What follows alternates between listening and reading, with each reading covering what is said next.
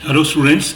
मेरे पास कुछ स्टूडेंट्स की क्वेरीज आती रहती हैं कि हम अपनी आउटलाइन जब लिखते हैं उसको पढ़ नहीं पाते।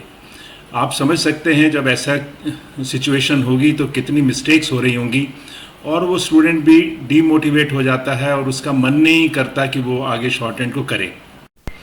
चाहे कोई स्टूडेंट हिंदी में कर रहा हो शॉर्ट हैंड या इंग्लिश में कर रहा हो, चाहे वो बेसिक पर हो चाहे वो स्पीड पर हो, सिचुएशन दोनों केसेस में क्रिटिकल हो जाती है। हाँ, अगर कोई अनसीन वर्ड्स आ जाते हैं, उसकी आउटलाइन नहीं पढ़ सकते, वो सिचुएशन तो नेचुरल है और वो हो सकती है।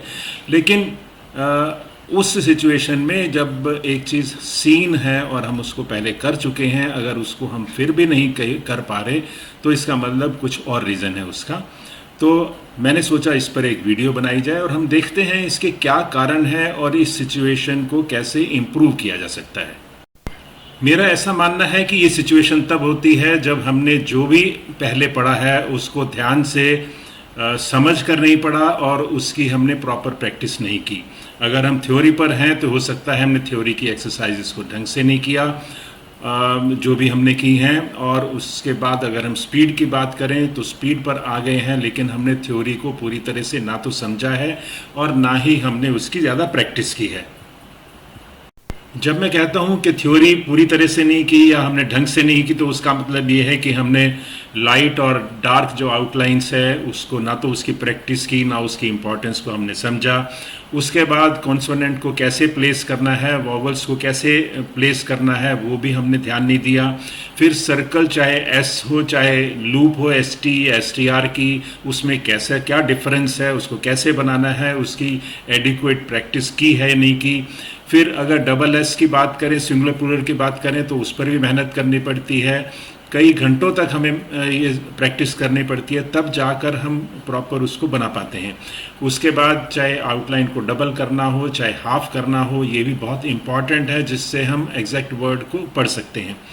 और नेचुरली ग्रामर की, जैसे मैं हमेशा कहता हूँ, उसकी रिवीजन और जो हुक्स हैं प्रॉपर, चाहे वो आर की हो चाहे वो एल की हो चाहे वो एफ वी की हो चाहे एन की हो, सभी हुक्स को प्रॉपर समझना और उनकी प्रैक्टिस करना। और उसके बाद कॉन्ट्रैक्शंस या और भी जो भी इजी, मैं कहूँगा सिंपल फ्रेजेस हैं, उनकी प्रैक्टिस। तो ये सभी चीज़ें जब हम इकट्ठी करते हैं तभी जाके उनका इम्पैक्ट आता है हमारे इम्प्रूवमेंट करने में शॉर्ट हैंड की।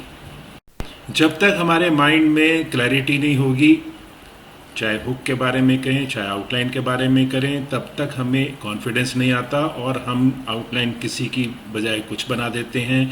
फॉर एग्जांपल, हमने पर्पस बोला, आपने प्रपोज की आउटलाइन बना दी, हमने प्रपोज बोला, आपने पर्पस की बना ली। तो ये क्लैरिटी जब तक नहीं आती तब तक कॉन्फिडेंस भी नहीं आता और मिस्टेक्स बढ़ती रहती हैं। जो भी स्टूडेंट इस इश्यूज से सफ़र कर रहे हैं उनको सोचना होगा कि हम इसके लिए क्या एक्शन लें। जो मेरे माइंड में आते हैं पॉइंट्स मैं आपसे शेयर करता हूं, और जब तक हमारी फाउंडेशन ठीक नहीं होगी तब तक हम उसको ज़्यादा लंबे समय तक नहीं कर पाएंगे अच्छी ढंग से। आप सोच के चलिए, किसी भी जो हमने बिल्डिंग बनानी हो, अगर उसकी फाउंडेशन स्ट्रांग नहीं होगी तो हम उस पर और ऊपर मंजिल नहीं बना सकते। उसको आप शॉर्ट हैंड को हाई स्पीड पर लिखने में आपको और ज़्यादा इश्यूज आएंगे। तो इसको डील करना बहुत ज़रूरी है, और इसके लिए सबसे पहले मैं ये कहूँगा कि आप थ्योरी में पूरा तो करना मुश्किल है, दोबारा करना भी मुश्किल है। एक तो जो रिविजनरी एक्सरसाइजेज हैं, कम से कम ये कहेंगे कि 7-8 रिविजनरी एक्सरसाइजेज जो भी हैं, उसकी अच्छी तरह से आप प्रैक्टिस कीजिए और बार बार लिखिए। जब तक आपको उसमें कॉन्फिडेंस ना हो तब तक आप उसको लिखिए, देखिए आपको इम्प्रूवमेंट लगेगा। ग्रामर हैं उनकी, चाहे आप ऑडियो से डिक्टेशन लेके करें चाहे उनकी जैसे करें, उनकी अच्छी तरह से प्रैक्टिस कीजिए। अब ये रिविजनरी और ग्रामर की कर लेंगे, उसके बाद कॉन्ट्रैक्शंस करिए, और चाहे आपको जो अभी स्पीड पर हैं उससे थोड़ा ब्रेक लेना पड़े तो ब्रेक ले लीजिए। इन चीज़ों को जब आप अटेंड कर लेंगे तो देखेंगे कि आप में कॉन्फिडेंस आएगा। जब आप में कॉन्फिडेंस आएगा तो नेचुरली आप उसको अटेम्प्ट भी करोगे और इम्प्रूव करना भी शुरू करोगे। इसके अलावा फिर भी अगर आपको ज़रूरत पड़ती है तो आप ग्रामर की और कॉन्ट्रैक्शंस की हर 15 दिन में या 1 महीने में जैसे आपको ज़रूरत महसूस करे, जैसे आपको समय मिले, उसका रिवीजन करते रहिए। रिवीजन करने से चीज़ें हमारे माइंड में फ्रेश हो जाती हैं और हम उनको प्रॉपरली कर पाते हैं।